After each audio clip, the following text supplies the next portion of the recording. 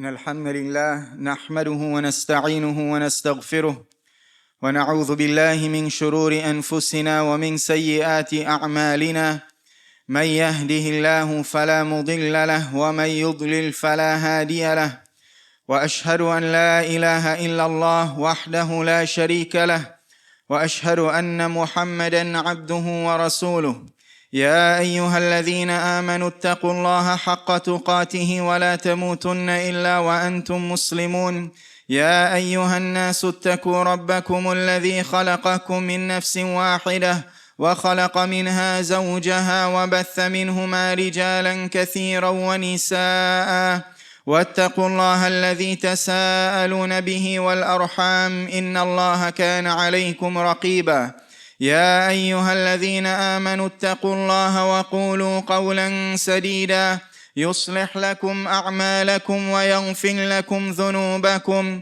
ومن يطع الله ورسوله فقد فاز فوزا عظيما أما بعد فإن أصدق الحديث كتاب الله وأحسن الهدي هدي محمد صلى الله عليه وسلم وشر الأمور محدثاتها وكل محدثة بدعة وكل بدعة ضلالة وكل ضلالة في النار رب اشرح لي صدري ويسر لي أمري واحلل عقدة من لساني يفقه قولي لقد أمرنا الله تعالى بالوحدة والمحبة والألفة وحذرنا من كل ما يؤدي إلى الشقاق والفرقة والخلاف ومن أخطر ما يهدد بنيان المجتمع ويفسد القلوب ويؤدي إلى الشقاق والفرقة والخلاف الجدال والمراء في غير فائدة. Indeed, Allah subhanahu wa ta'ala, He has commanded us with unity and loving one another and showing harmony to each other. And He has warned us against everything that leads towards division and discord and conflict. And from among the most dangerous of that which destroys the community and that which destroys that which is between the hearts and corrupt that which is between the hearts and leads towards disunity and leads towards hatred is arguing regarding that which there is no benefit. وإن الجدال المذموم هو التعمق في النقاش بقصد الغلبة والانتصار للرأي لا بقصد الوصول إلى الحق وهو داء عضال يسرق الوقت ويضيع طاقة العقل فيما لا يجدي. And indeed, the blameworthy argument and the blameworthy debating is engaging in argument and debate for the sole purpose and intention of prevailing and overcoming one another with one's personal opinion, not with the purpose of reaching the truth, not with the purpose of establishing the truth. And this is a harmful disease that steals the blessing of time and steal away from you your precious time. And it is a harmful disease that wastes one's energy, wastes the energy of one's mind, busying oneself with that which there is no benefit. وإن التأمل في نصوص الشريعة يجد أن الإسلام جعل ترك المراء علامة على كمال الإيمان والسمو في الأخلاق. يقول النبي صلى الله عليه وسلم أنا زعيم ببيت في ربض الجنة لمن ترك المراء وإن كان محقا. And anyone who reflects over the Quran and the Sunnah, he will find that Islam has made abandoning and leaving of arguing with that which there is no benefit a sign of one's iman and a sign of one's high character. As the Prophet sallallahu alaihi wasallam, he said, indeed I am a guarantee I will guarantee a house in the outskirts of Jannah. في ربض الجنة لمن ترك المراء وإن كان محقا.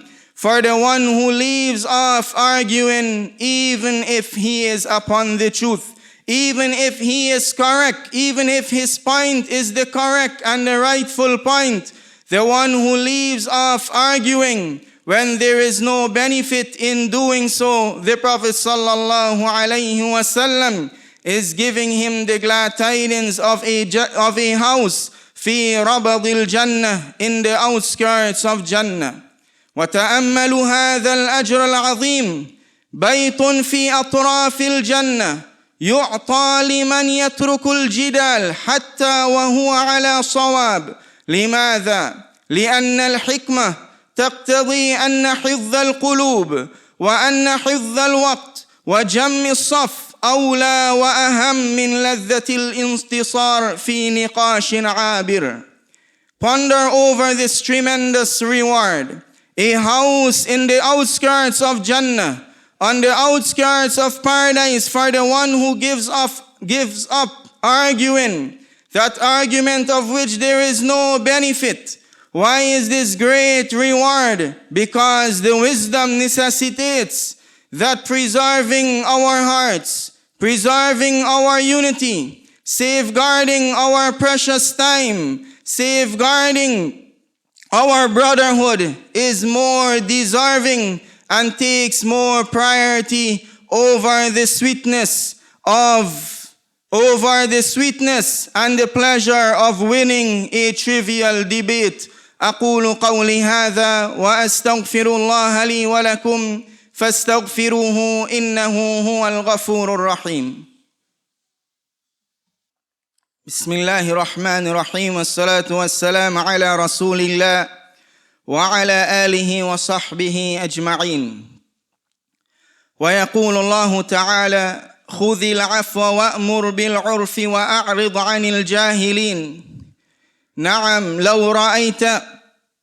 لو أريت أن أمامك من أراد بك السف والإساءة فلا تضيعوا وقتكم في نقاشه وتسجلوا في صفحات أعمالكم ما لا يرضي الله من الكلام والتصرفات بل أعرض عنه. Allah subhanahu wa ta'ala, He says, show forgiveness and enjoy that which is correct and turn away from the ignorant. Yes, indeed, Allah subhanahu wa ta'ala, He commands us to turn away from the ignorant. You are faced with someone who only wants to be foolish with you and only wants to behave badly with you. Do not waste your time arguing with him. Do not record in your scrolls of deeds any words and actions that will not be pleasing to Allah subhanahu wa ta'ala. Rather, turn away from that individual and turn away from arguing. وقد قال تعالى: ادفع بالتي هي أحسن فإذا الذي بينك وبينه عداوة كأنه ولي حميم. And Allah subhanahu wa ta'ala, He said, respond with that which is better, for indeed the one between you and whom you have enmity, it will be as if he is a close friend. وقد نقل القرطبي رحمه الله تعالى أن ابن عباس قال في هذه الآية: أي ادفع بحلمك جهل من يجهل عليك. وعنه يعني وعن ابن عباس رضي الله عنه أن الرجل، يعني هذه الآية يشير إلى الرجل يسب الرجل فيقول الآخر: إن كنت صادقا فغفر الله لي وإن كنت كاذبا فغفر الله لك. هكذا كان السلف في الإعراض عن المجادلة وعن النقاش فيما لا ينفع. Al-Qurtubi rahimahullah ta'ala, he said concerning this verse, from the interpretation and from the things that this verse implies, meaning the statement of Allah, and respond with that which is better. He said that Abdullah ibn Abbas, he said it means to repel the ignorance of those who act ignorantly towards you with forbearance. And he also gave an example. It is as if a man insults you, and then you said to him, if what you are saying is true, may Allah forgive me. And if what you are saying is not true, may Allah forgive you. Look at how the Salaf they were in order to avoid debating and arguing and indulging in speech of which there is no benefit. بل حتى في الحق لا يستحب الجدال إن كان لا فائدة فيه أو يستغنى عنه بكلام آخر أو سكوت. فهذا إبراهيم عليه السلام يجادل لله الملك الظالم نمرود. قال إبراهيم ربي الذي يحيي ويميت. قال أنا أحيي وأميت. قال إبراهيم فإن الله يأتي بالشمس من المشرق فأت بها من المغرب. فبهت الذي كفر. تأمل كيف لم يجادله إبراهيم عليه السلام في قوله أنا أحيي وأميت، بل انتقل إلى ما تقوم به الحجة. Rather, it is recommended that even when you are debating regarding the truth and you are trying to establish the truth, not to indulge in that which there is no benefit in, not to try to debate when there is no benefit in. And take an example from Ibrahim alayhi salam, when he was debating with Nimrud, that oppressive king. Ibrahim alayhi salam, he said to him, Rabbi alladhi yuhyi wa yumit, my Lord is the one who give life and take life. And that king, he respond to him, I give life and I take life. He is trying to establish that he is Allah, that he is the Lord, because he gives life and he takes life.